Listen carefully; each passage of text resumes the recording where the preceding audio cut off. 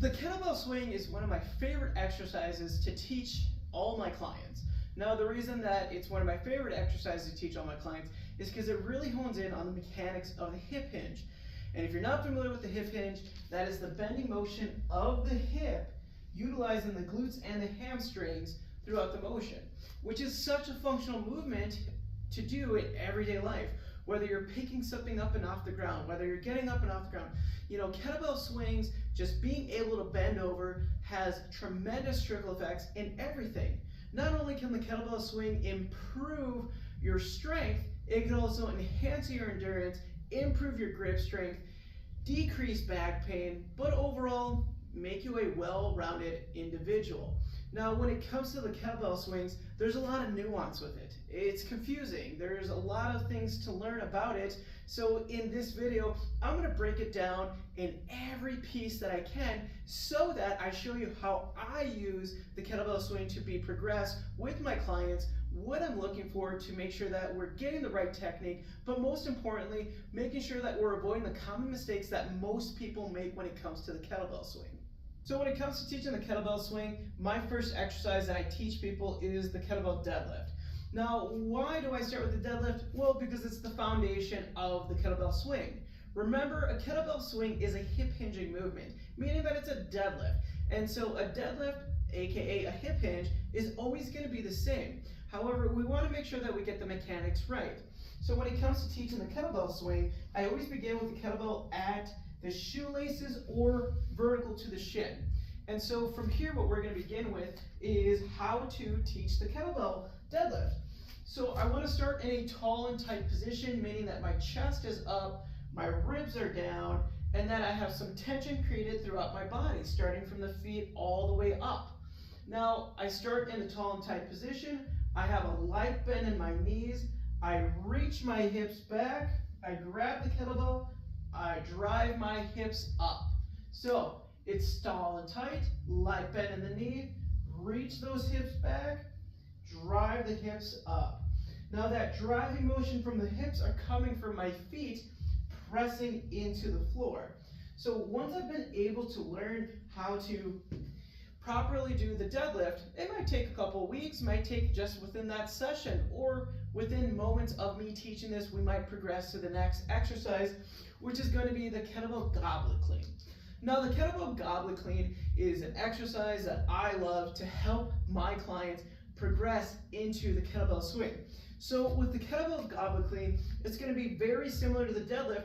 However, we're actually getting some power and momentum into the movement to get you best prepared for the swing.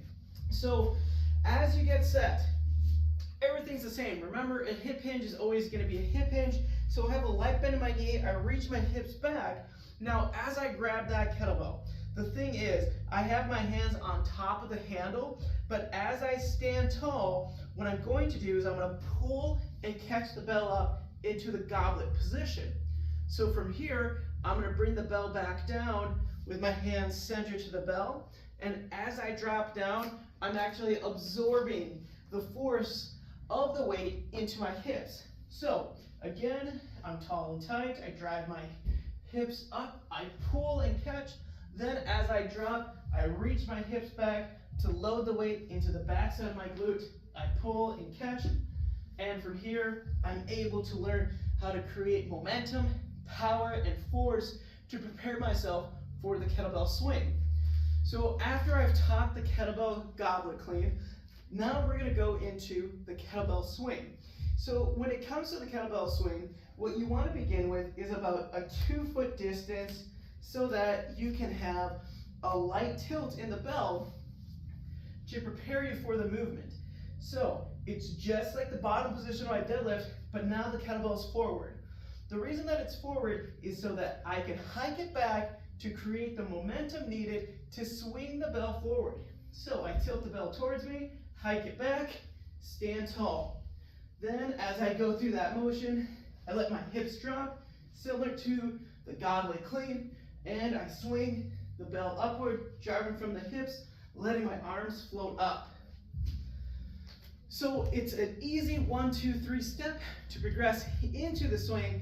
Now I want to talk about common mistakes that most people make when they swing. The the first thing I often see is that people will start here, then start their swings. Now, the reason I don't like doing that is because there's a lot of stress on that low back. Hence why we start with that 2 feet distance and that bell tilted towards me. So we want to avoid starting from here, and we want to start from this bottom position. The next thing that I'll see people commonly do is they overarch their back at the top. That can aggravate your low back. So when you're at the top of the swing, imagine that you're just in a plank position. So as I swing the bell forward, I stand in that plank position, trying my best to not overextend that low back, because that's how low backs get oftentimes injured and irritated, which does carry over into the other thing I see that commonly goes wrong with the kettlebell swing is as they get started, they have this rounded back, they swing, and they round their back. Now that's a very common mistake that people will make that will aggravate your low back. So at the bottom position, think about your forehead raised up and your chest tall and tight. That way we can have a straight back as you go through that motion. The next common thing that I see with people doing the kettlebell swing incorrectly is that they use too much arms. This is popular in CrossFit, where you see this thing called the American swing, where they're using a lot of momentum with the arms. And for proper kettlebell training, we don't want to do that. Now the reason for that is because you'll irritate shoulders. You're also taking away momentum from the hips that should be driving the bell forward rather than your arms causing the momentum. And if you really wanted to swing the kettlebell that high, you can just do a kettlebell snatch instead, where you're really focusing on that hip drive and excelling upward with the bell using the arm. The last thing that I see go wrong with the kettlebell swing is people will squat the swing, meaning that they'll drop their hips down, then come up. So this isn't a swing because we're not doing the hip hinge, right? Hip hinges create swings. Dropping the hips below the knees creates a squat. We don't want to be squatting.